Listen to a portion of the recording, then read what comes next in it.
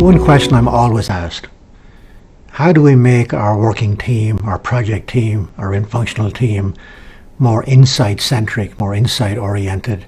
How do we infuse an insight culture into those we're working with?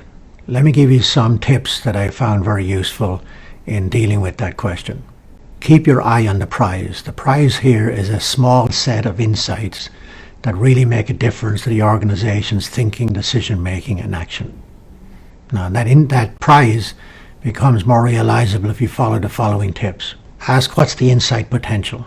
Are we really looking at marketplace change that is critical to the business, or are we looking at things that are relatively trivial? Insight focus.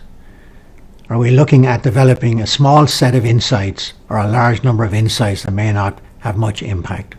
Insight relevance. Always ask, to what part of the business is the insight relevant? Is it the strategy, value proposition, investment, change, whatever? Sometimes insight relevance is not at all obvious, so you do need to ask this question. Insight scrutiny. Always vet and test an emerging insight. Ask individuals to develop the strongest possible supporting data and reasoning, because sometimes that is not at all evident, and ask for the counter data and counter reasoning. Insight novelty. Is the insight new to us? Is it really new understanding? Is it new to anybody outside the organization? The higher the novelty of the insight, the more likely it's going to be of value and make a difference. Insight evolution.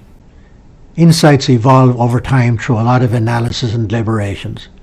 Manage the analysis and deliberations to get differences in opinions and perspectives, and don't accept the first offer of an insight as suggested by some member of the team.